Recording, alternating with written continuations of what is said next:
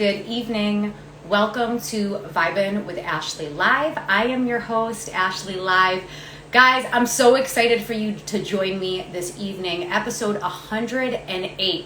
Tonight will be a really good show for me and for all the people that are in the chat, just because I have an incredible singer, songwriter, and guitarist that will be joining me this evening. Guys, Jordan Matthew Young. He started playing music at a young age. He taught himself how to play guitar and piano. And you guys probably know Jordan because he was on a show called The Voice, season 20. So Jordan was on the most recent season of The Voice. And guess what? Jordan was so amazing that he came in the top 3. So he was the third place person, season 20 of The Voice. I'm honored to bring him in the room. Jordan is in the house. I'm gonna ask him some questions. He's gonna play some tunes for us. And if you guys have questions for Jordan, please hang on to them till the end. And let's get this party started. Jordan, whenever you're ready, come on in. Justin, Captain. Yeah, I know you always come in here and you speak Spanish, but I'm sorry, I don't know Spanish, so I don't know what you're saying. So sorry, my Spanish is very bad. But thanks, guys, for joining us. And there's Jordan.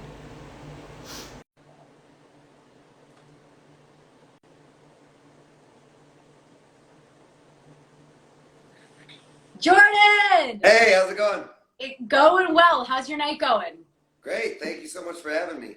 Jordan, I'm honored you're on my show. I was just introducing you to the people that maybe don't know who you are. And if you don't know who Jordan is, it's because you've been hiding under a rock for the past year, because I feel like everybody knows you, Jordan. Well, I was real lucky to be, in the right place at the right time, and Yeah. I've been playing music full time for a very long time before I made it onto the television show, and it was just way out of my wheelhouse, and it was just something I ended up just kind of having fun with, and in the end, I just went out and had fun, and that's really all there is to it. I just treated it like any other show that I would perform, Definitely. Well, thank you so much for taking the time out of your schedule to come chat with me, because as you said previously, you've toured so extensively. If you weren't touring, you were on The Voice, and then more touring and more opportunities because you were given such an incredible platform. So I just want to thank you for coming on the show, and you're going to answer some questions, play some tunes, and then you're going to take some questions from the audience. Cool. Thanks for having me on. It's awesome. Of course. So I start each show off with a song lyric. Tonight's song is going to be Gold Dust Woman from Fleetwood Mac, one of my favorite Fleetwood Mac songs of all time, which you covered on the show. So I'm just going to say a couple lyrics from this song. You either tell me how you interpret this song, what kind of memories this song brings to you, or anything about this song and what it means. Cool? Yeah, for sure.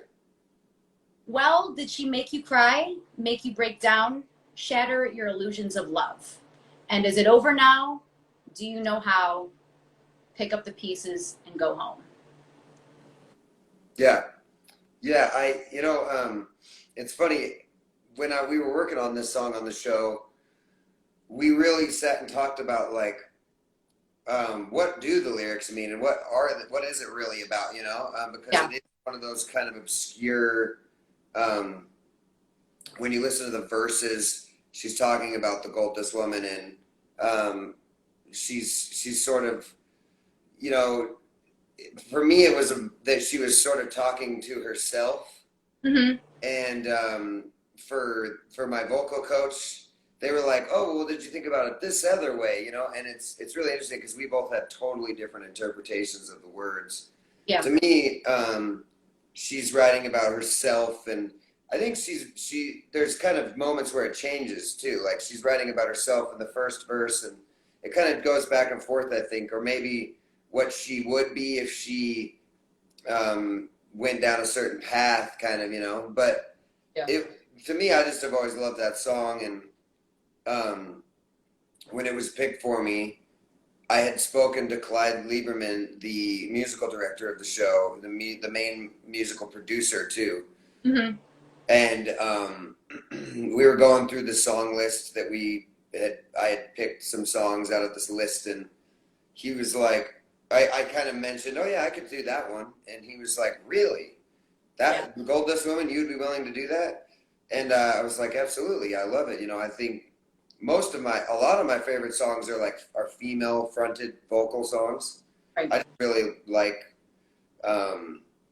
so many female singers. It's a really big part of like what I listened to when I was learning how to sing and stuff. But he was like, well, I'm just going to tell him that's what we're doing. He just kind of like right there said like, well, we're going to do that. And he went and told Blake and the rest of the producers, he's like, basically, we're going to do this one. If you absolutely hate it, maybe we'll talk about something else. But Clyde basically went and told everyone, we're doing this song.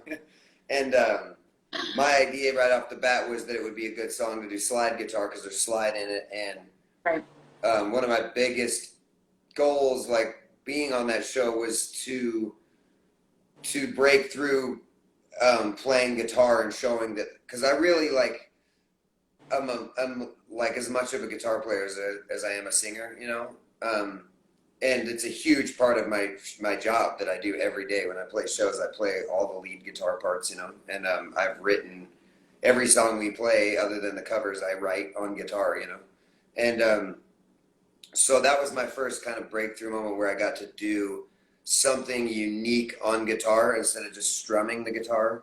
Right. And them allowing me to do the slide stuff was a huge step, I feel like, because it was really risky, and I think that they were pretty like kind of worried.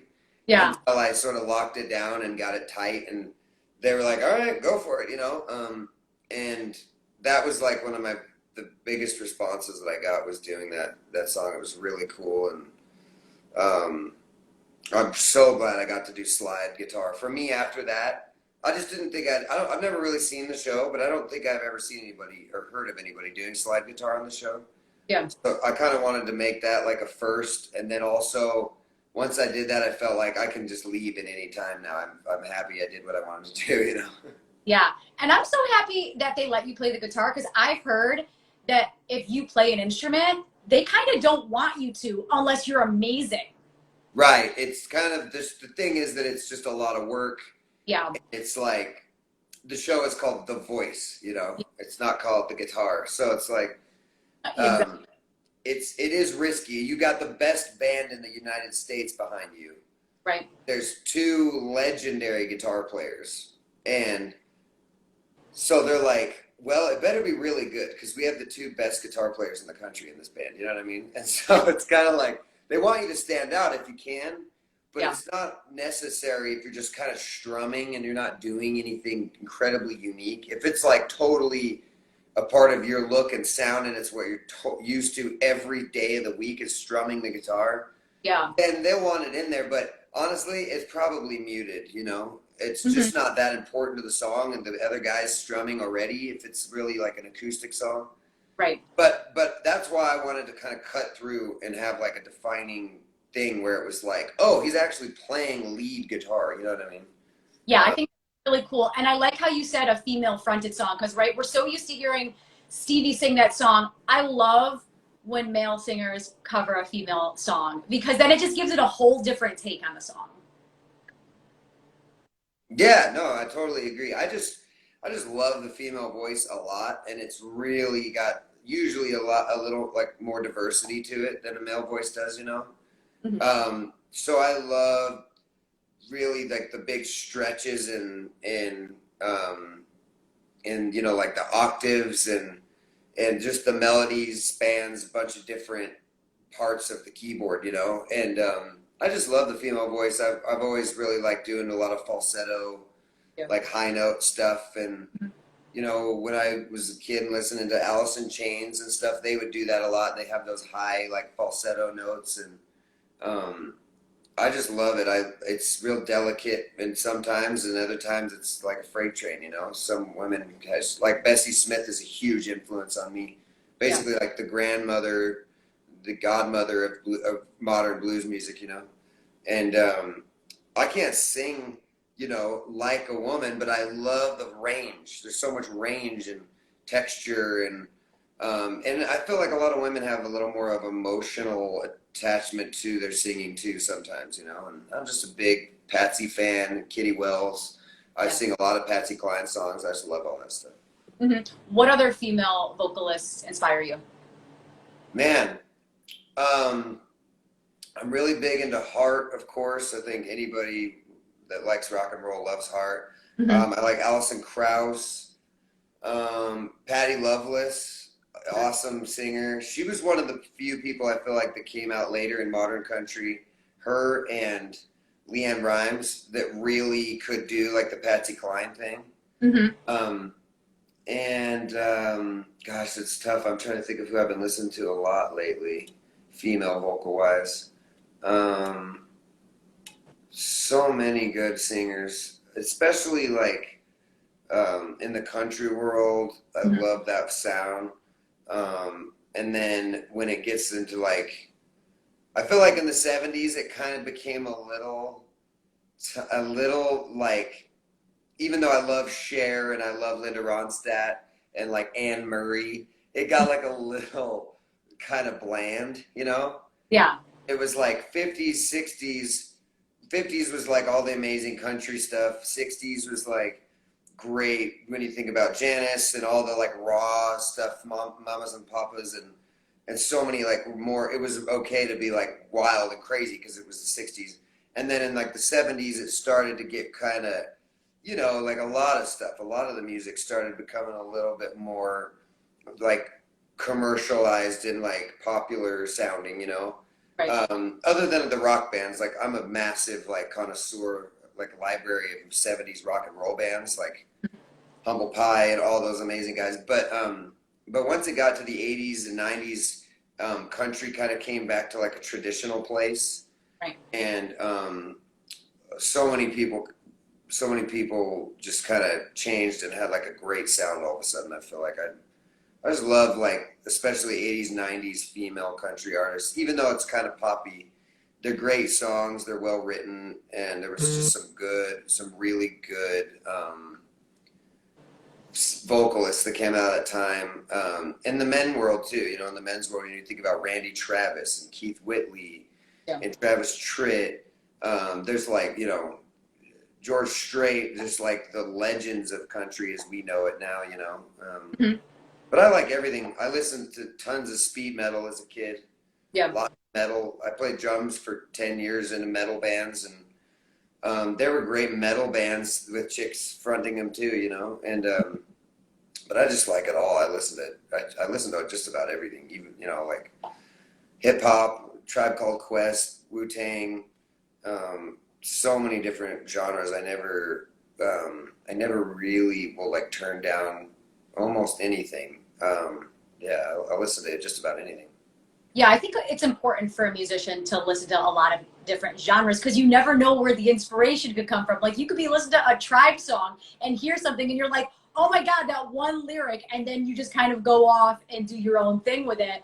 And then someone says like, how did you come up with that song, Jordan? You're like, oh, I was listening to Tribe one day and it just popped up. Yeah. Well, my thing too was like at a young age listening to metal. To me, everything was like inferior. Yeah. Because metal was like the most powerful thing on the planet, right? But when I got just like a little bit older, I realized that before I was going to say I really didn't like something, I would need to listen to it first to make sure. That way I could have an informed opinion. I'd just be like, I don't like that band because I don't like them. That's it, you know? Yeah. And so I started just listening to everything. And I listened to lots of like the Doors and AC/DC and rock and roll, and I had heard, you know, a lot of blues and stuff, but I was really just like listening exclusively to metal, you know, like for a minute. Right. But once I really listened to everything, that's when I realized that I really couldn't like pick a genre anymore to be like in love with. That I couldn't say, well, I'm a country artist, I'm a blues artist. I started playing the blues. I listened to country when I was a kid, and then I started playing country, and really like my world, as far as being like a professional musician, started in the blues world, and then it just kind of blended in with like the rock and roll and stuff that I like. Yeah. And I think your music is such a beautiful mix of like Southern rock, but metal and country and bluegrass and roots rock. It's like, it's all these really cool elements because you never know where you're going to go with the song. Yeah, I sometimes feel like I wish I could really pick, and maybe I should just album to album pick a genre and stick with it for that album. But Yeah. it's hard. I'm inspired by so much stuff, you know. Like I could listen to Van Morrison and just immediately be on like a month-long Van Morrison kick, and then listen to Humble Pie and just strictly listen to Humble Pie for a month and just be like, oh, I want to have an entire Humble Pie styling like record. Yeah. Um, and it's tough. I mean, you look at a guy like Sturgill Simpson, who like started out kind of trying to do like a Waylon Jennings, Merle Haggard thing, and he did a really Mm-hmm. good job of that and sort of brought that back.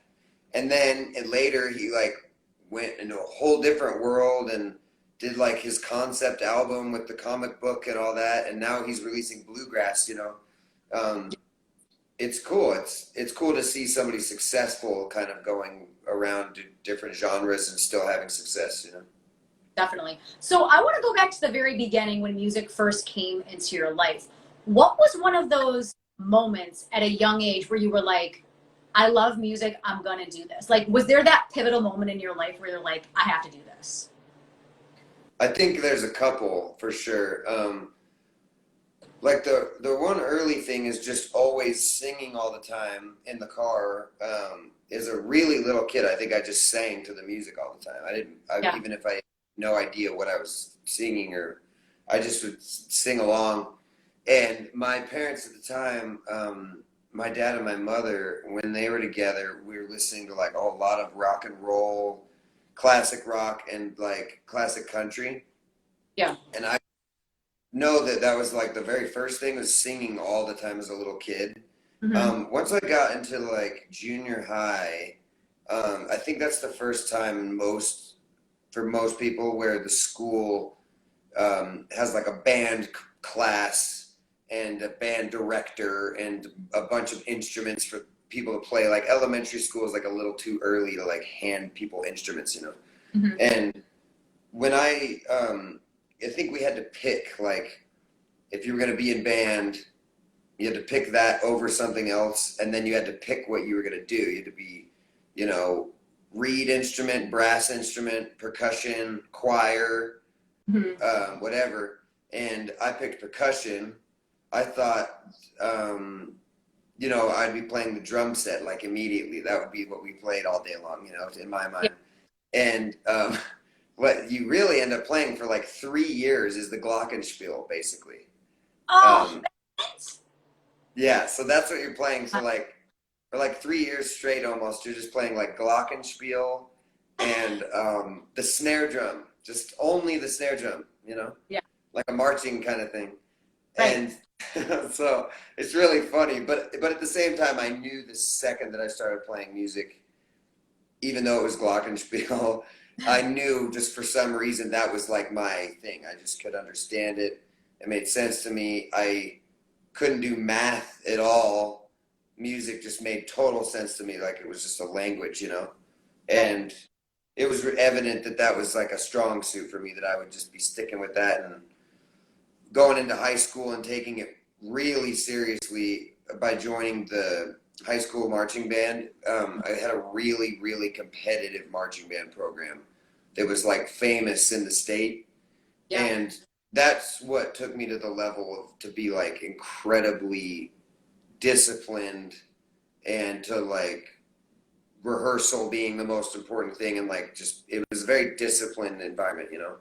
And and it was so competitive, you could just get kicked off at any time if you weren't pulling your weight. So after I was done with high school, I kind of kept the mentality of like constant rehearsal and like always being like pushing to get better and better.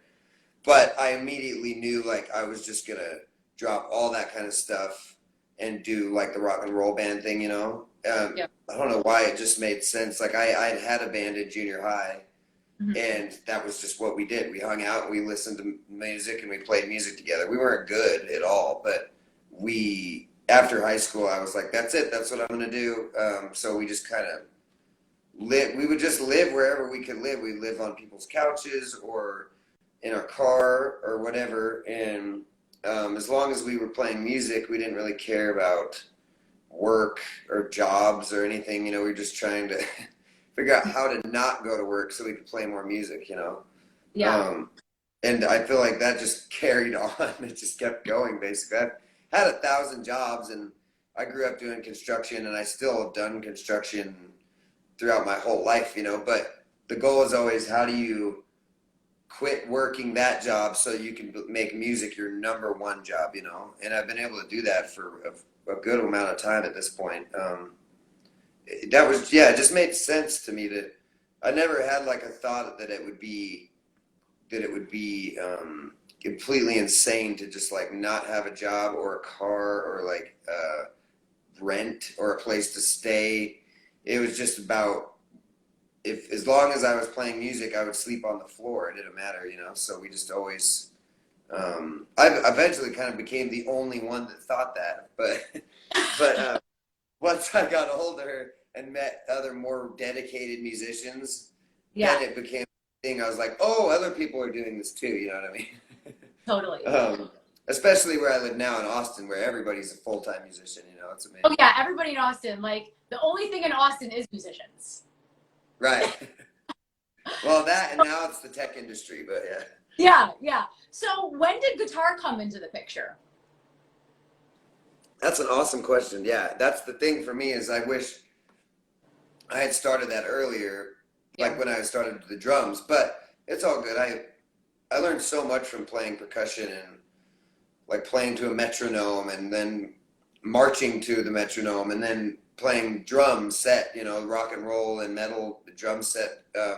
Like my timing and the way I think about music, I think like a drummer a lot of times, you know, and I'm glad. But probably didn't start to really focus on the guitar until I was about 20, which is so late, you know. Most people start 13 or whatever, like when I started with the drums. And I think I had one laying around, or the bands that I was in had one laying around, and I would pick at it maybe at 19 or 18, but I definitely didn't start really focusing hard on the guitar till I'm at least 20 or 21, and making it a thing where it was like I wanted to try and figure out how in a short amount of time I could at least become good. And so I just locked myself in my closet in my apartment that I had, which I was sharing with some friends of mine. I just had a little closet in there, and I would just sit in the closet for, I don't know, 7-8 hours after work and just play in the dark so that I could memorize where the parts of the guitar were, you know, without seeing it. Oh, wow. And I would just play it for hours and hours and hours a day. I still do, but when I think about that time, it was like an obsession, you know, truly like obsessed to try and at least become decent at the guitar. And when I finally got in a band that was like a legitimate working band that would play shows and make money, I was just a rhythm player. We had a lead guitar player, lead guitar player who's a very close friend of mine still. He went to jail, and he was gone for about a month or two. And we had all these shows, and I had to play all the lead guitar stuff. And that's really where it started. Wow. Well, wait, so let's back up here. You lived in an apartment with a bunch of people, and you locked yourself in a closet and played guitar for 8 hours in the dark? Yeah, that's a good way. Right? And no one's ever said that to me, so I have to make sure that I heard that right. Yeah, that's a good way to build muscle for sure.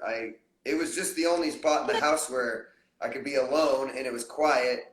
And then I figured that if I turned the lights off, that I could get really in the zone, because there's no other stimulation, right? Like just the sound of the guitar and then my fingers like touching the guitar and figuring out the spacing of the strings and where your hands go on the neck, and trying to make it just such a muscle memory that I would try to jump up above the people that I was around that were playing guitar. You know, I figured if they were practicing, I would have to practice much harder because I had just started to learn, you know, really late in my life. So Yeah. it's one way, yeah, it's one way to get good at it for sure. So, okay, so these 7 to 8 hour days, because that's a normal work day for most people. So how long that actually, was that like a 3-month thing, 6-month, 9-month, like? I would say, you know, it's not like I could do it every single day for that long because I had work and I had whatever else going on. But eventually, when I just started to really, because at that early stage, it was kind of just like I got a guitar, I started to do that, and you know, it wasn't like I had shows or anything like that. When it really turned into like a thing that I thought I could be good at, I really did dig in, and I mean, I would just quit going to work and I just didn't care anymore about like what would happen if I didn't go to work. This was more important to me. So then I really was spending like, yeah, I mean, I spent years to where I would do that. Like when I first moved to Tennessee, we just lived in the middle of nowhere, deep in the woods. And we just didn't have enough money to live in this house anymore in the woods. So I just moved into the Walmart parking lot in my car. Oh, wow. And I really would literally sit in that car for the entire day, you know, from when I woke up until it was dark, and just strictly play the guitar the whole time. So it would be maybe 10 hours, you know. I remember specifically the cops in that little town ended up kind of finding out that I was camping in my car there. Yeah. Just from hanging out in the parking lot, they'd see me like get out and go into Walmart and come back in and then not move for 7 hours, you know? Right, yeah. So they were like, they would start to park behind my van. I think they were just seeing what I was doing, and they wanted to see if I was doing something shady, you know? Yeah. But because they would park right behind me, I didn't want to move or like be seen, you know? And I didn't want them to come and knock on the door. Yeah. So I would lay flat on my back in the middle, because I had taken the middle row of seats out. It just had the front seats and then a bed in the back that would it was like a couch that was folded into a bed. Yeah. And I would just lay on the floor so they couldn't see me in the windows, and I would just play the guitar for the entire day until the cops would leave. They would just spend the whole day parking. I've never heard a story like that in my life. I mean, that is dedication right there. Dedication. Yeah, I just wanted to be good. That's all I can say. I just really needed to be good. I had already sacrificed everything. So if I didn't get good, it would have been a massive waste of my time, you know, to just sacrifice and not gain any, like a new level, you know? Right. So earlier this year, you were on a show called The Voice, season 20. Jordan, oh my gosh. You killed it. Like, you were on the entire time. So I heard that the Voice producers reached out to you. You did an audition for them. Is that correct? Yeah. It was during the shutdown in Austin in March. It was not last March, the last March. So I was at home in Austin. Everything was closed. You couldn't do anything. Clearly, I couldn't play shows. We were the very first thing to stop and kind of the last thing to come back, you know, and you can even see it now. Yeah. So it was, you know, it was trouble. Like for me, it was a big trouble, you know, and luckily I had got a job building a house in Utah, just doing what I used to do, what I grew up doing. Right. My dad got a contract for a house in Park City, Utah. So right before I was going to go do that, I was like, cool, I'm set. I'm actually lucky. I'm going to have a job through this, you know, through the shutdown. And I'll just play shows here and there when I can, because it was kind of physically impossible to really make any money doing music other than like live streaming or something. But I did have a cool actual, like a pay-per-view live stream that we set up. Me and my girlfriend set up. Took a ton of time and work, and it was like really stressful, and it was exhausting, and we had multiple cameras and really good, like, high quality audio, but it was just like, we were doing it every Sunday. Yeah. And it actually was really going really well, but I knew just going to a full-time job was going to be huge, you know? And so I just went back to building houses, and they contacted me right before I left to do that. I don't know how they found me. I never asked. I never found out. I could have just asked while I was there, but they hire like talent agencies to kind of scour social media, basically how it works, I think.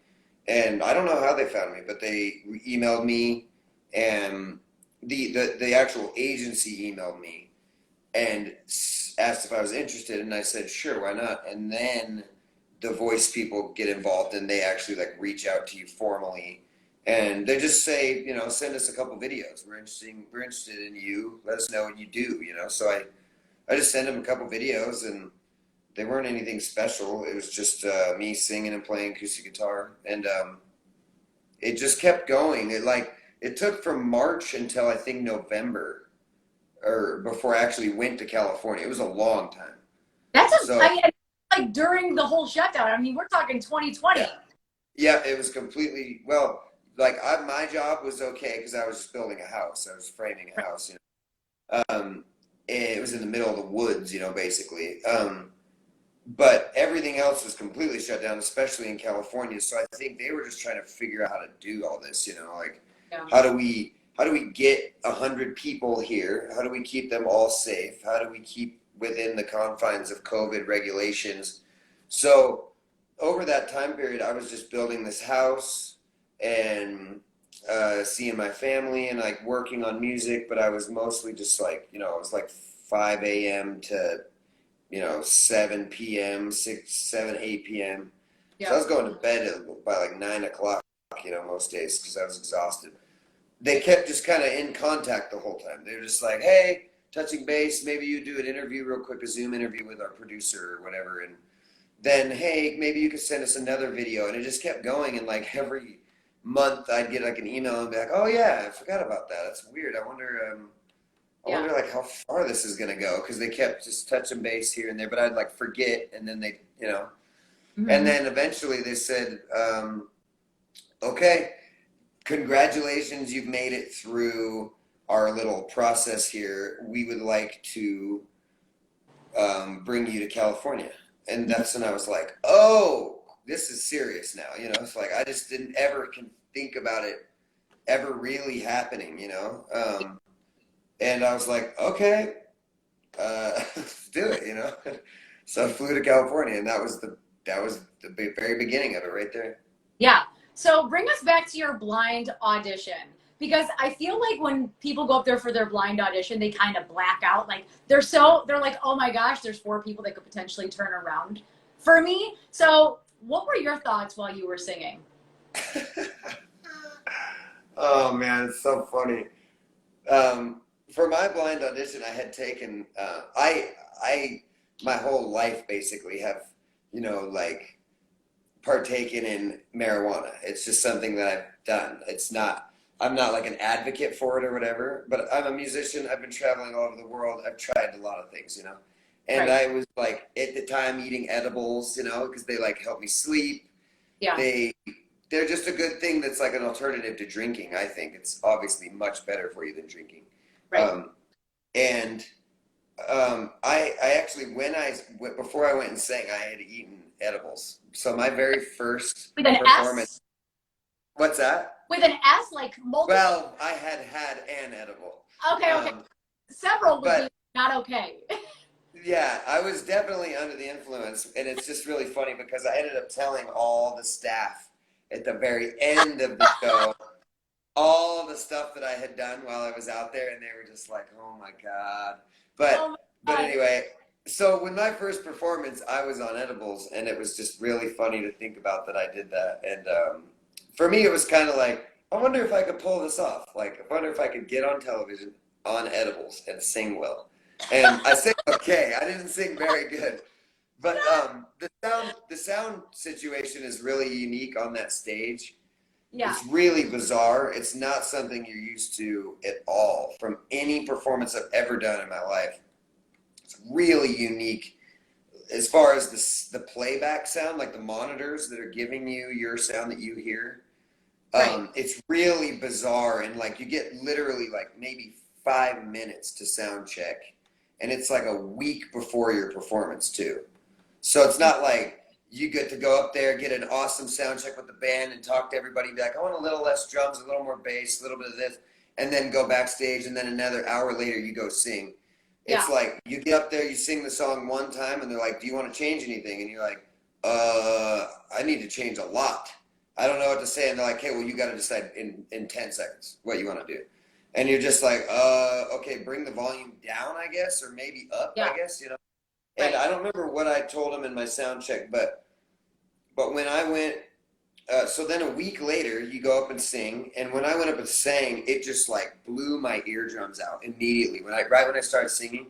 So I like pulled off the mic really quick, and I was like, oh man, this is going to be rough. So honestly, I had a terrible time in my blind audition, but it was fine. It worked out decently, I guess. Like, they must have saw something in me because I didn't sing great. And they just, I think, were like, we like this guy because he's a guitar player. He's got long hair. His voice is kind of gravelly. Maybe we should keep him around, you know? I don't know why they kept me, honestly. I don't know, but. Well, I appreciate your transparency about that, because I've had quite a few people on this show that have been I've never heard a story like that in my life, and it's awesome because, Jordan, you were pretty much on every single episode because you finished in 3rd place, so you were obviously doing something right. Man, I got lucky, I'll say that. Like, I made it through the blinds. I got lucky there. And then right after that, I did like kind of like I really started showcasing like my louder yelling kind of singing voice, you know, and did like more of a rock and roll thing with like Black Crowes and stuff like that.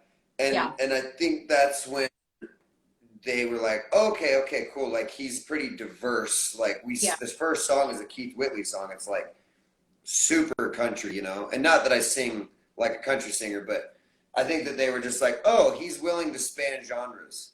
We should keep him around, because that's that's definitely a thing they look for, is like, it's great when it's just you sing country every week. I like that. But the audience gets bored, the producers get bored, and the thing is like, it's a television show. It needs to be exciting, and there needs to be moments of tension and release, and it needs to show growth. You have to show growth on the show. And so I think that they just understood that I was willing to do kind of any genre, and that I also was going to always do my homework, which is a big thing. I mean, the band rehearsals is when you see a lot of people start to get uncomfortable. Because I've been working with bands for 15, 16 years. And I mean, I've just been working in bands forever. It's my whole life. Like, the first time I had a band, I was like 13, you know, and I'm 35 now. So I just was incredibly comfortable with the band and working with Paul, the band. Well, he's sort of like the musical director, I would say. But he's the band leader, you know, he's the guy running the band. Working with him and working with them, and the way you dialogue with the band and the way you get rehearsals done, it's real specific. And I think a lot of people started to freak out at that time, because if that's not something you're used to, it becomes very real and very scary. And when there's music being played at you by a band, not just like in your ear or whatever, you're like, you know, it's just something you got to be used to, I feel like. And I was really comfortable, especially as a musician. You know, I understood what people were saying and what they were talking about, and how to fit into the band with my guitar and with my voice. And so I think once the producers and the band and everybody could see that I was very comfortable, I think that's another big plus, is they're like, this is, because I know that's a thing they really look for. They want people that are very comfortable. It's really difficult working on live television in front of 11 million people when they're constantly having to like calm you down and talk to you and like work stuff out with you. It needs to go smoothly, you know. They look for people that are just going to do their own homework and just be kind of their own leader and like push themselves. They don't need to be coerced and pushed, you know what I mean? Yeah, I think confidence is key on that show. I completely agree with you, because there's some people on those shows that are like scared of bands and scared of being on the stage, but you were so confident and comfortable up there, and it shows. And it's just kind of like he knows exactly what he's doing. Like he was born to do this, and it just makes sense because you've been touring for such a long time. And I'm so happy that everybody watching was able to just see the different genres and what the capabilities were of your voice and your guitar skills. And I think it was just such a cool journey that you had on the show. Thank you. I appreciate it a lot. I was really fortunate that I stayed that long, and the viewers, you know, really like supported me the whole time. I was surprised every week, honestly. Every week I was surprised because, you know, everyone there is so talented, and I didn't do anything extra. I just did my homework. That's it. I just rehearsed my songs so repetitively and so often, and I also had fun though. Like we were going out and having beers and going to you know, when California reopened, we were going out and we would go on little journeys and walk all over Burbank, and we would go do stuff, have fun, because, you know, we were there essentially over a 7-month period. Right. So it was over half the year. It was my entire life last year, basically. And I would be damned if I wasn't gonna like have a good time while I was there. I had to have fun, and we were laughing the whole time and messing around, and we also had to make it light because of COVID. Everyone was so restricted in what we could do and who we couldn't really hang out or like gather in groups or play music together really. So we just had to have fun and keep it light. And that was my whole thing, is like eventually when I made it far enough, it's like, this is a win-win for me. Like I could go home right now and be totally happy. And if I stayed, I would just do what I've been doing, which is just being myself, you know, just working really hard on the music side so that by the time I performed, I wasn't nervous, you know. And there's a lot going on behind the scenes with like wardrobe and interviews. I mean, it's like every day you're just stacked, you know. But I really like that kind of stuff. So for me, it worked out. I'm used to being on the road and driving for like 7 hours and doing like a phone interview while you're driving. And then you get to the show and you got to meet the manager and the bartenders and like load up the gear and sound check and play the show. And, you know, it's just like, it was really normal for me. And it was so much fun when we got to actually sing. Like everything was just work, you know, but by the time we got to play like in the band rehearsals or meet the guests and like perform for them and then sing the song, that was just like fun for me because I was doing my job, you know, just showing up prepared so that I could have fun. Yeah. So cool. So you were on Team Blake, for those people who do not know. Talk a little bit about Blake and what it's like to work with him. He's awesome. Yeah, he's super cool. He's very, he's just pretty genuine. You know, he's just really like a dude. We just would hang out, and anytime we got to actually hang out, much later in the show, of course, we would just sit and kind of like talk crap. You know, we would just like BS, and he's very easy to just BS with, and there's not like a front or anything. He's just like, hey, how's it going, man? I really like that. Let's do it, you know? Or like, let's try something else, you know? It's just, he would trusted me too, really, a lot to do what I thought was best. And if I did something intuitively to change the music or whatever, he was like, cool, if that's what you want to do it, you know? He was like, wanted me to just be myself, because obviously he had picked me in the beginning. And then I had picked him just because he seemed like the most genuine person there to just kind of have like normal banter with, you know. And because we sort of picked each other, I think he's just like has an understanding of, well, I liked you in the beginning, so I like what you're doing now, so just keep doing it, you know. I never had any kind of like, ooh, I don't like that, we should do something else or whatever, you know. He was just like, cool, yep, let's do it, you know. And he was super cool. I mean, especially at the end, we were just having fun basically, because at that point you're working so much and have such crazy hours, that we were just like, every time we'd see each other, we would just have fun, and like, you know, we would just like give each other a hard time, and talk about guitars and music and stuff like that.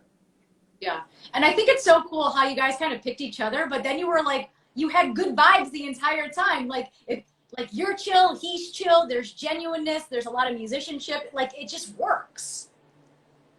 Yeah, he's just a musician, you know. He's just started out like I did. He was just a songwriter in Nashville. And he was an Oklahoma guy, and he was in Nashville doing the circuit, doing the same stuff I did, where you're just basically playing whatever show you can get and meeting as many people as you can, and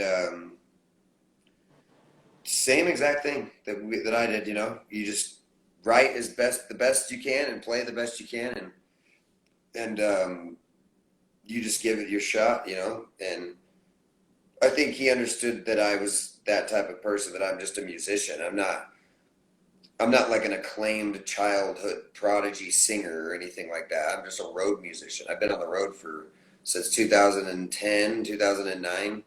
Yeah. And so it was easy for us to kind of relate to each other, you know, because we're both just like musician dudes. I'm not like a Michael Jackson. I don't dance. I don't like, you know, I don't do the moonwalk. I just sing and play music. That's it, you know.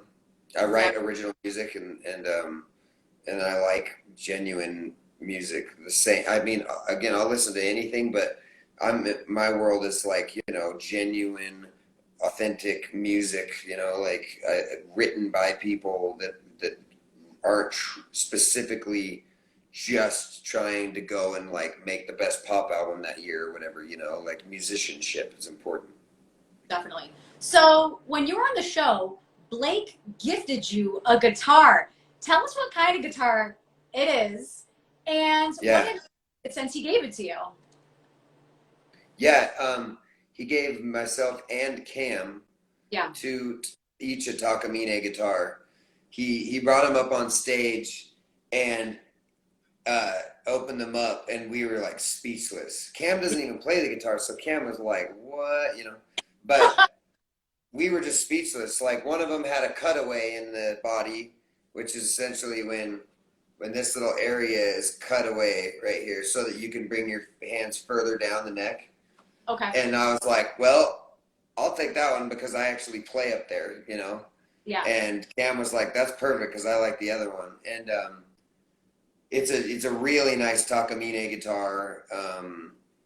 I wasn't sure until I got back to the hotel and looked up. I've had I think 2 different Takamine guitars throughout the years, but so at first I was like, oh yeah, it's probably just kind of one of their like more bland models that just one that they could afford to just give away.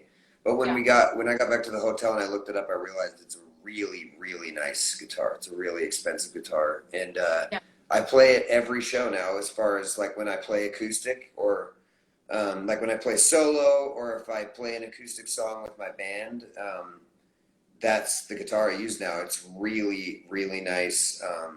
I've been traveling all over the place with it.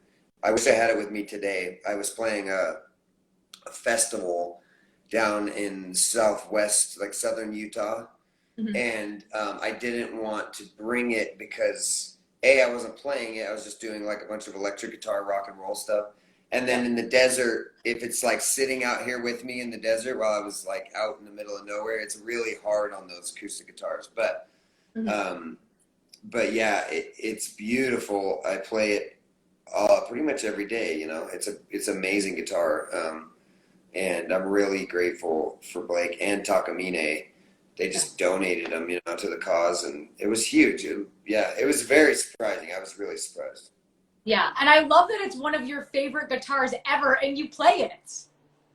Yeah, totally. I think I have about 7 acoustic guitars Yeah. and 6 or so. And it like immediately jumped to the top. It's just it just sounds the best. It sounds the best. It plays very, very well.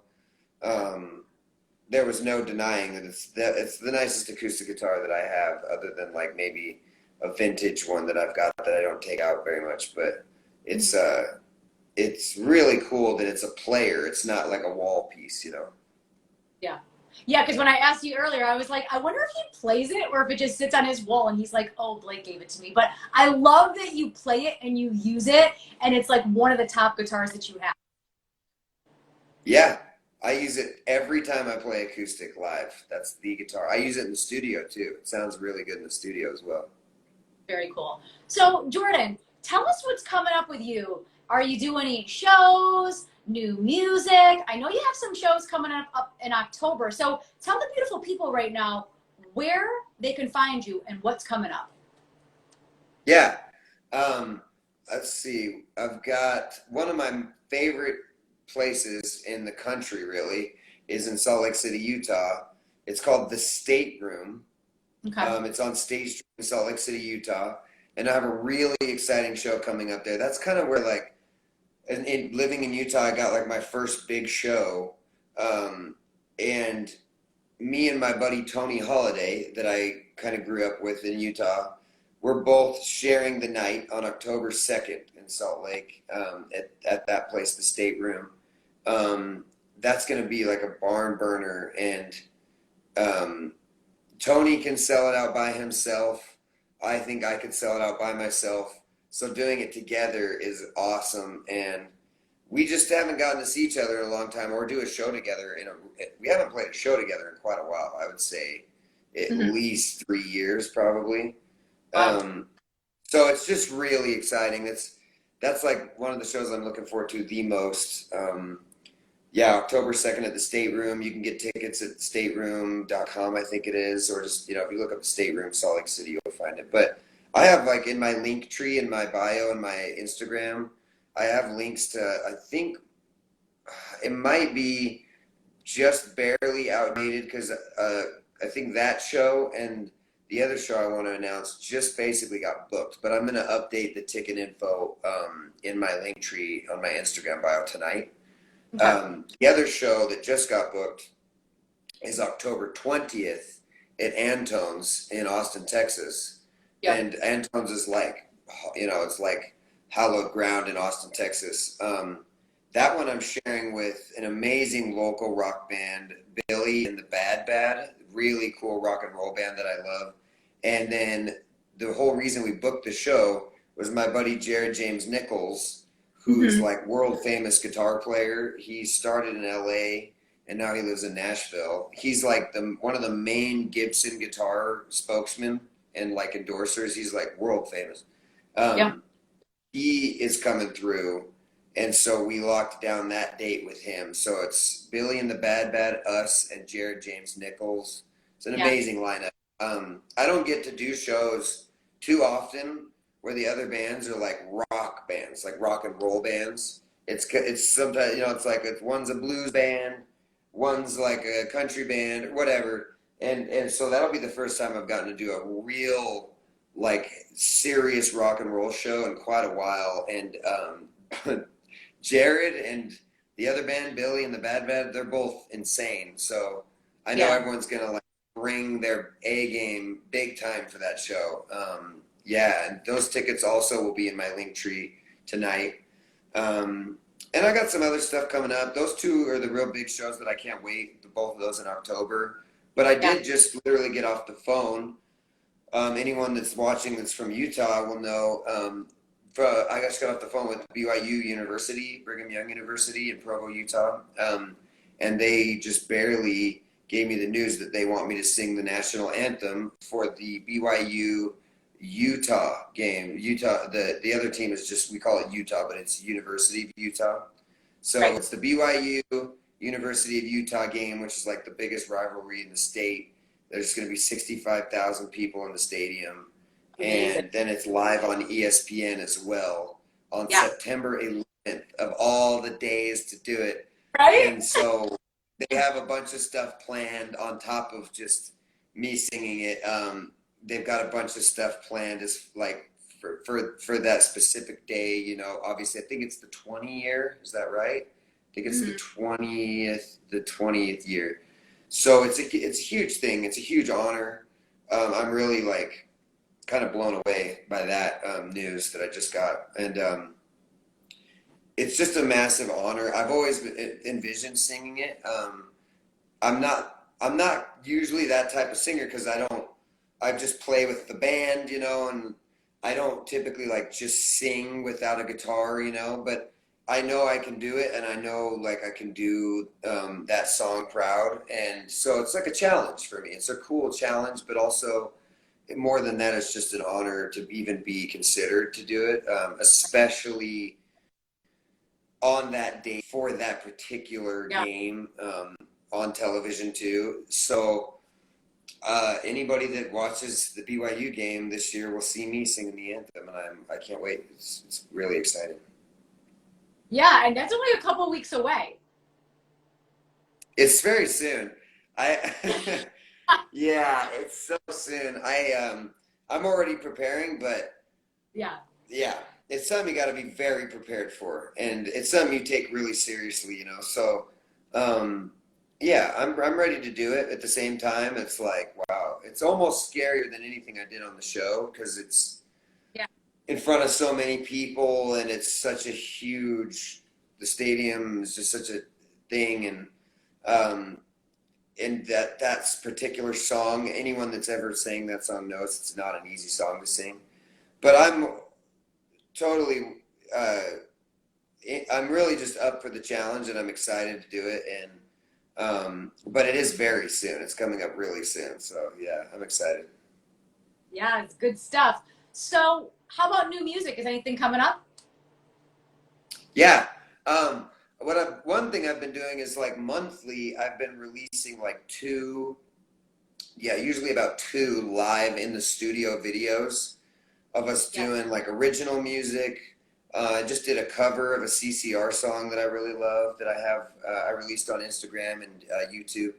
And so I've been doing those monthly. I'm going to go in the studio, I believe it's next week, to do another one. And we just film it live, record it live, and it just is what it is, you know. But then also when I get back to Austin after the September 11th performance, I'll be in the studio working on singles. I think I'm going to release 3 singles over the fall, and I'll just kind of be adding them all up together to do a full-length album. But I like the idea of singles. I think most artists are doing singles now. It's interesting how that stuff comes back around, you know, like in the 50s, that's all you did, you know. And now with Spotify and the way that music is listened to, that's just what you do. Like, people don't really buy physical, like, first of all, CDs are gone, you know, like nobody really does CDs anymore. People will buy an LP, but people just kind of like turn music on, listen to a song, and then they go to the next band or whatever, you know, they put it on shuffle.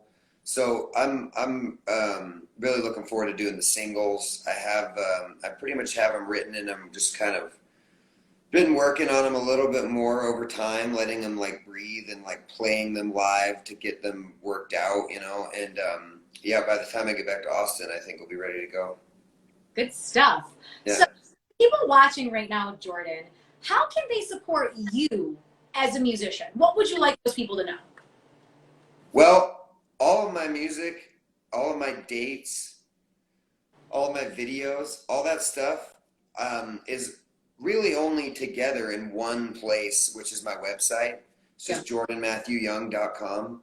That's always like the number one thing because it's got, again, it's the music, photo, video, all my show dates, ticket links, everything you can get on my website. You can download my music directly from my website. And I have my Spotify, Jordan Matthew Young Spotify. If you guys want to hear the songs I did on The Voice or other recordings that I have. And then my new recordings will be on Spotify coming up soon, probably by November. And, or what month is it now? It's August. So yeah, maybe, hopefully October. But other than that, like I post, of course, on social media, but my website's just got it all laid out. Like, my whole year's of schedule is on there, and yeah, they can find everything on there. They can find out how to donate, or if they just want to watch videos or whatever. It's all at jordanmatthewyoung.com. Yes, guys, go to the website if you haven't already, but don't go yet because we're not done. I'm done with my interview portion of the show, but Jordan, you're going to play some music, so take it away. Let's do it. Awesome.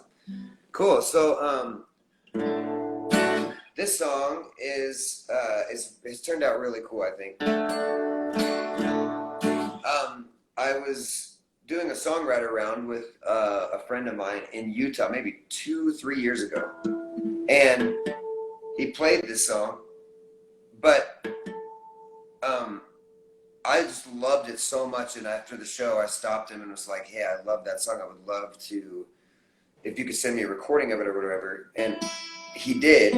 He sent me a recording, and what I did is just kind of started taking it on as my own song, and he loved it. He was like, he said, keep doing that. I like it a lot. So it turned into what it is now.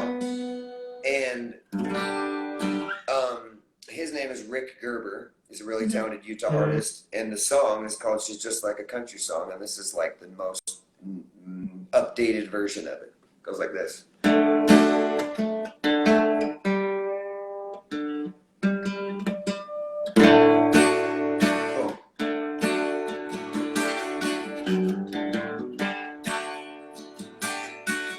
Well, she left me in the middle, twiddling my thumb. 99 bottles of beer on the wall, and I drank every one. You can bet your bottom dollar that she's out and fancy free, with a tear in her eye for some other guy who sure as hell ain't me. As she runs when she gets scared, 'cause her heart is locked up tight. Yeah, she tells me she still loves me. Haven't seen her in 30 damn nights, and the jukebox is playing, but the tunes are all wrong. Well, she don't like country, but she just like a country song.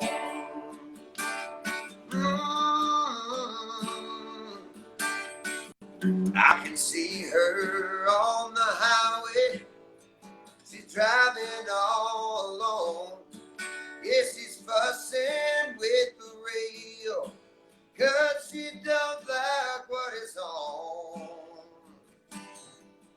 Well, Hank just makes her lonely, and Jones just makes her drink, and old Patsy is driving her insane, 'cause she don't want a thing.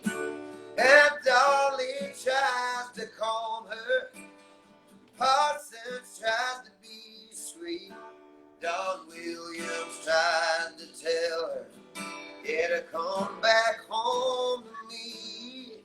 And the jukebox is playing, but the tunes are wrong.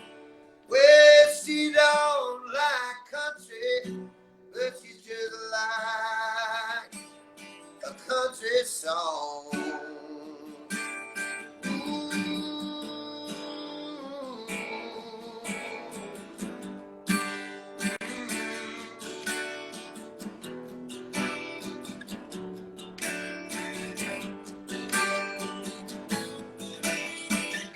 And the jukebox is playing, but the tunes are wrong.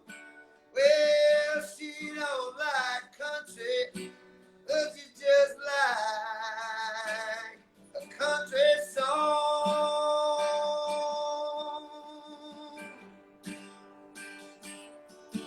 Well, she don't like country, but she's just like a country song. Ooh.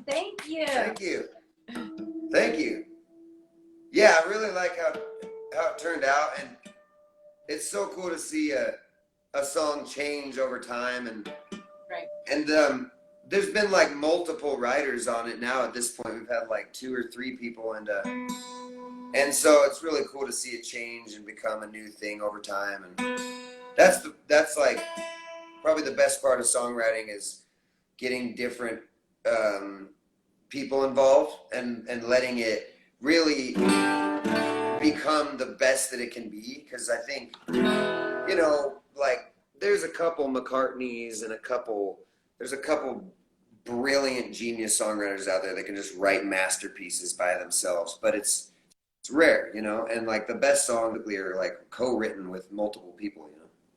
I agree. Yeah, because there's different people that are all involved, and you're like, oh my gosh, there were 8 people involved in that song. Yeah.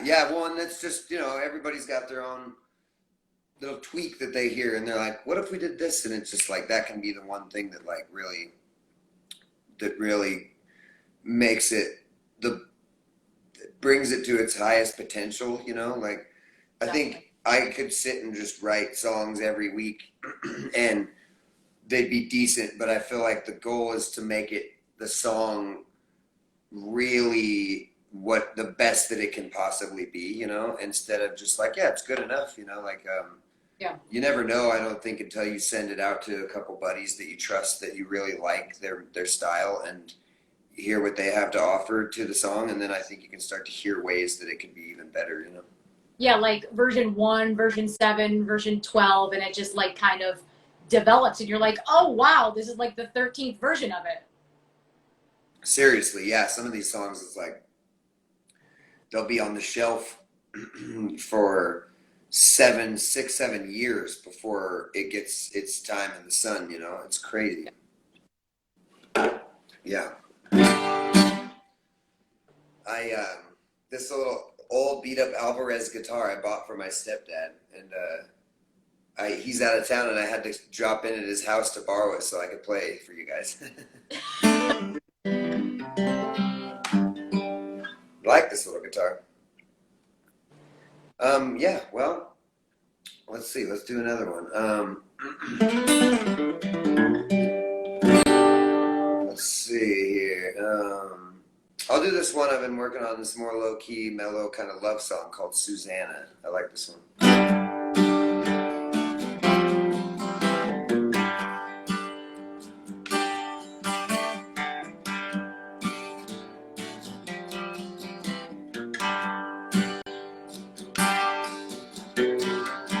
You know I'd leave here in the morning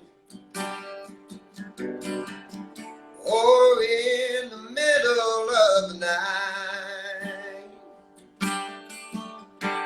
I'd head into the twilight with just one word, Susanna.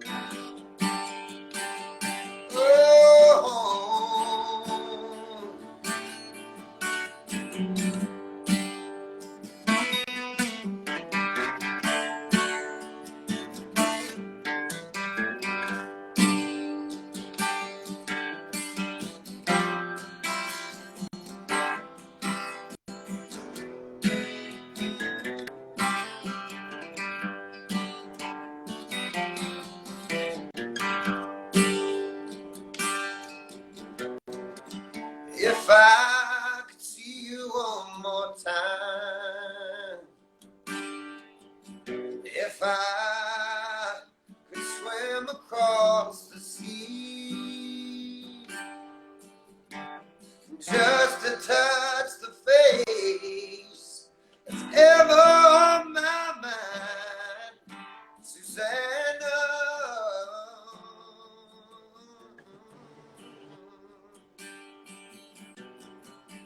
Oh, Susanna, please. Oh, Susanna, please.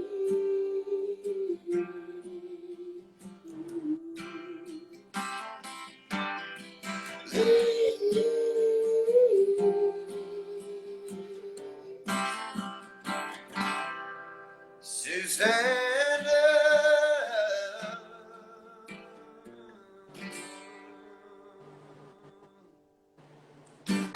Yeah. Guys, give it up. Give it up. Thank you. Thank you. Do you want to give us some context about that song?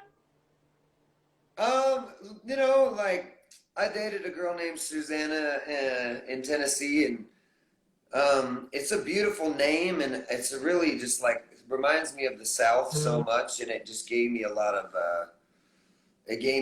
cool visual inspiration, and yeah, just like, you know, it's kind of a forlorn love song, not necessarily love going well, more like distant love, you know. Okay. Makes sense. So do you have some time for some questions? Absolutely, yeah. Beautiful. So guys, if you're in the chat right now, feel free to ask Jordan some questions. What does success mean to you? That's a tough question. Well, to me, I'm really competitive. So I like being surrounded by really talented artists and feeling like I'm doing well, you know, like I'm standing on my own. That's why I moved to Nashville. That's why I moved to Austin.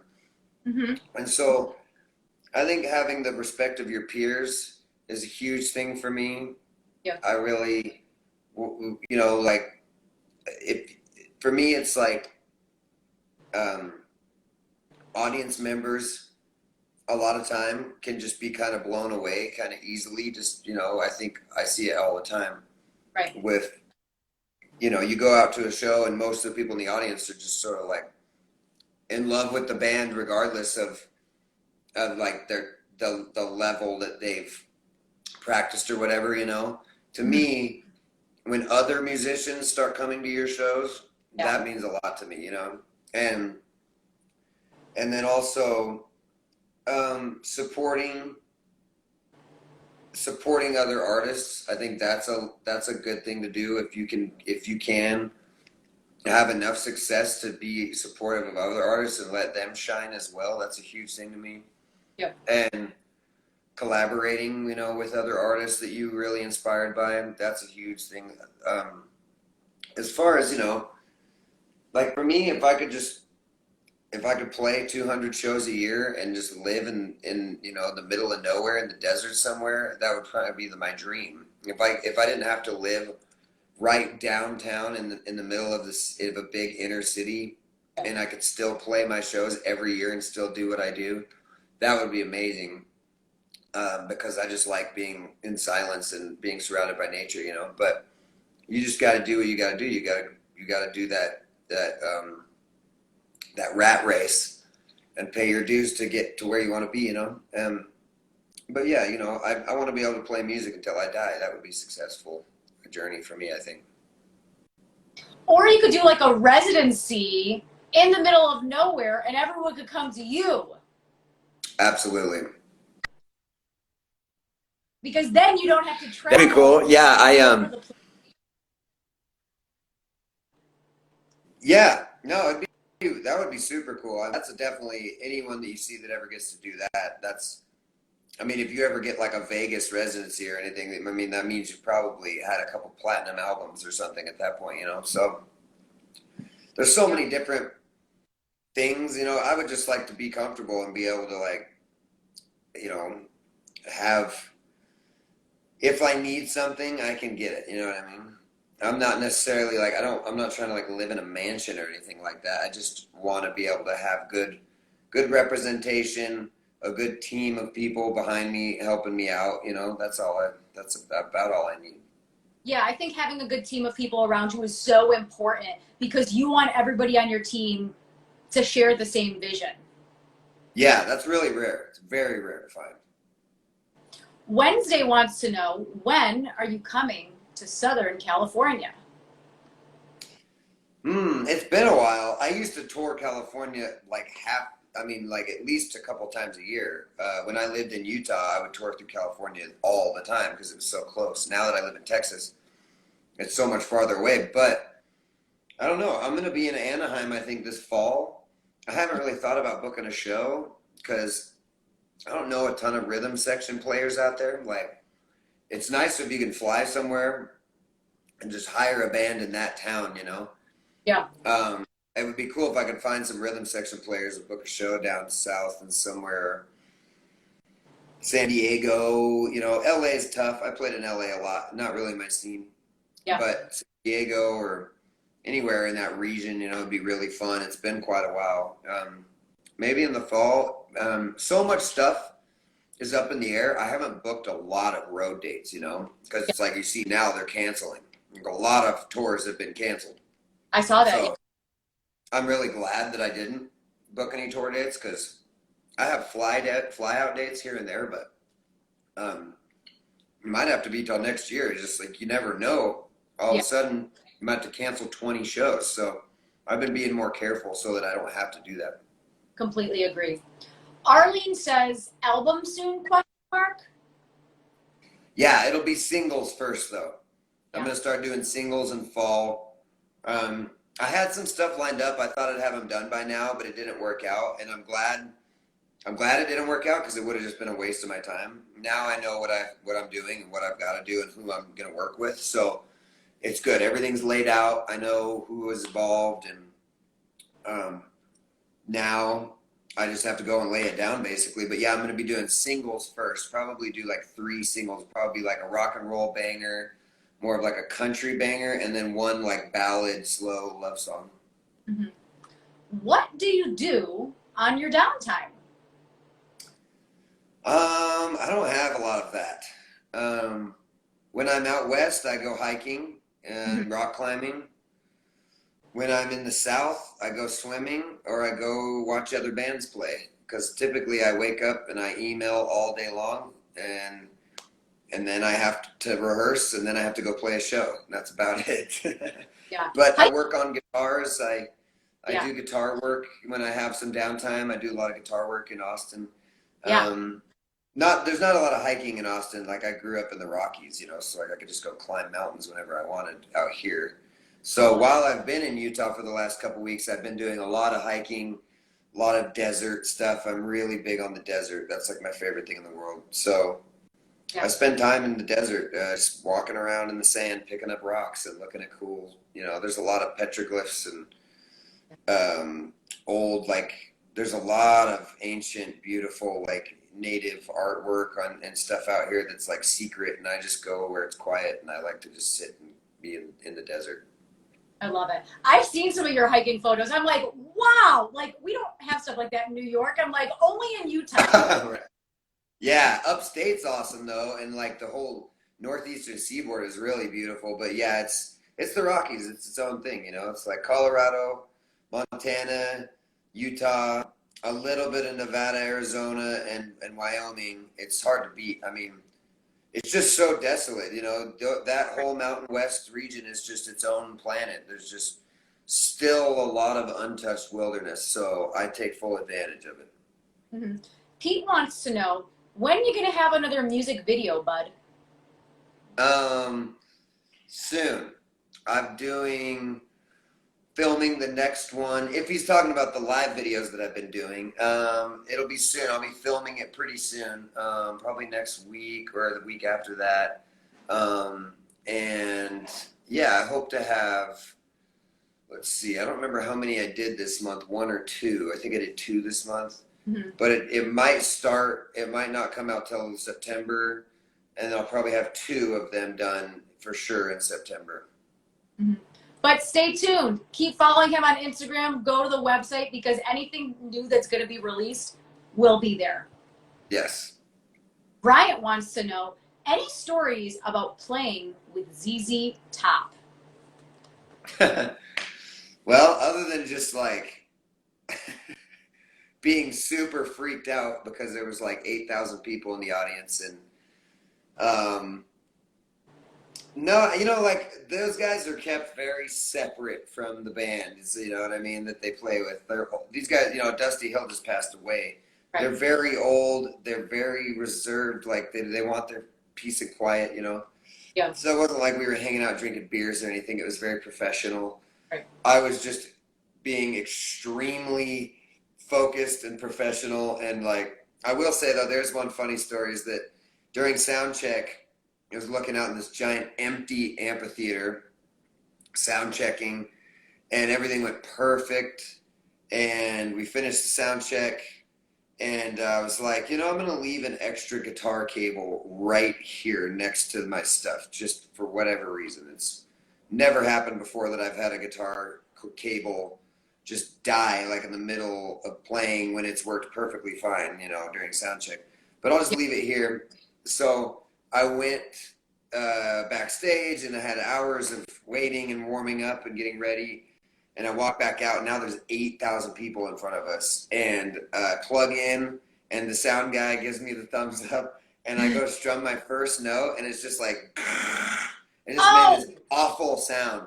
And I like just stopped.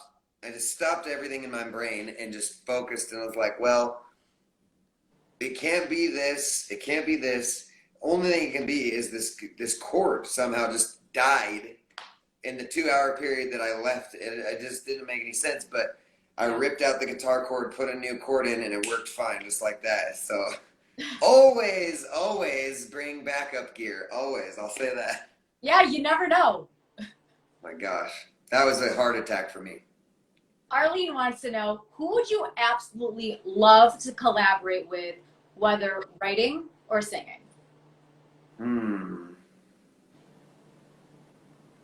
That's tough. I don't know.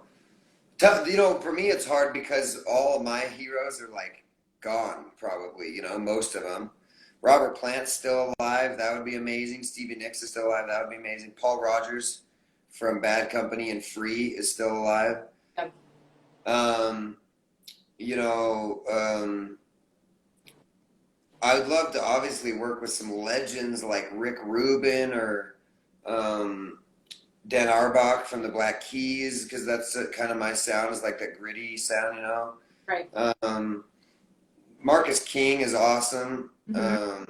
I'd love to work with like Billy Strings and some, you know, these modern guys that do like pick and stuff. I love all that stuff. I feel like I'm real lucky. I'm surrounded in Austin by like huge talent. People that make a lot of money playing music, you know. And in Austin, everybody's just kind of like, hey, what's up? You know, how's it going? And you just can hang out with each other. And I'm really inspired by a lot of just Austin and Salt Lake people alone. Are really impressive, you know. Some of my buddies from Nashville, I mean, man, I get a lot of inspiration just from my friends that I see play on a Tuesday night, you know. Mm-hmm. And the final question will be from Sarah. She wants to know what advice you have for young artists. It's funny, somebody just asked me that a while ago in a different interview, and I think I'll just have to say the same thing, which is like for me, the most important thing in my life, in my musical life, has been all of the work that nobody will ever see, all of the behind-the-scenes work, all that time when everybody else is out, like, partying and having a blast with each other. And I don't know how old Sarah is, but, like, for me, when I was a teenager, we'd have big house parties, and, like, I'd hang out for a minute, but I would pretty much go in my room and spend the entire party playing the guitar, you know. Mm-hmm. And I did that for so many years. I missed out on a lot of fun stuff. But also all that time spent, all that sacrifice spent is what adds up to being able to be confident enough to step up into situations that when you get offers for shows that are scary or that normally would be intimidating, you know, you're like, no, that's easy. Let's do it. You know what I mean?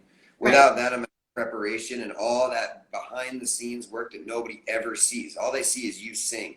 They don't think about 12 years you spent just sleeping on people's couches and in cars and like grinding road dates, like 250 shows a year and spending countless hours like working on your voice, doing warm-ups and building strength and working on your fingers and building guitar muscle memory. And like, that's the most important thing in the world. Because what I like to do is when I go and sing or play, I like to show up and be quiet and super polite and super professional. And then when I sing, just let it all out like a bomb drop and just let everybody in the room go like, whoa, what, you know, I kind of want to be like a surprise attack. And that's what all that behind the scenes work can do, you know. When you do that, all that stuff that nobody will ever see, that's like kind of, I think, what can take you from here to here, you know. I completely agree. When you talk about spending hours in a dark closet by yourself, like people don't see that stuff. And like, you have to put in more hours than everybody else. Like if you say, oh, I'm going to play an hour a day, like, no, you should devote 3 to 5 hours a day. Like always make sure that you're doing more than the next person because there's other people out there that want it more. So you just have to outwork them and show like, here I am. This is what I'm doing. That's the thing is it's like, who doesn't want to be a, you know, famous musician, a successful musician? Everybody in the world, that's like a pipe dream that everybody thinks is cool. So it's like, you got to think about how many people have a guitar at home that want to do that and are working to do that. Well, you're going to have to put in way more hours than they do because you don't know how hard they're working. You don't see it. So you're going to have to put in way more, I think, than most people realize. Like an amount that's kind of ridiculous, you know. Like I said, I just got to the point where I just quit going to work because I was like, this is more important. I'm gonna do this the entire day. You know what I mean? Totally. Well, that's all the questions that we have time for this evening. But Jordan, do you have any final words for the room? No, I'm just really grateful you had me on. Thank you so much. It's been a pleasure. I really loved this interview. It was awesome. You're great. I had so much fun with you. I have to be honest. I've done like over 100 of these. You are so honest and forthcoming. And I feel like if this was in a different setting, like maybe on the news or something, maybe we wouldn't have been as honest as we were here. So I really appreciate you being so honest about your work ethic and the blind audition and just sharing your music with us. I had so much fun tonight, Jordan. And when you have upcoming things coming on, like shows and singles, please feel free to come back and promote them because this was really a lot of fun. Will do. Thank you, Ashley. I appreciate it. Of course, of course. Guys, thank you for joining us this evening. Please go to jordanmatthewyoung.com for all things Jordan. He has some shows coming up. He has some singles coming up. Please support his music. Guys, if you love good music, if you enjoyed this interview, please follow Jordan below. And please follow me. I'm Ashley Live. This is Vibin with Ashley Live. And thank you guys for spending your evening with us. Have a great night and stay safe. Bye-bye. Thank you. Bye.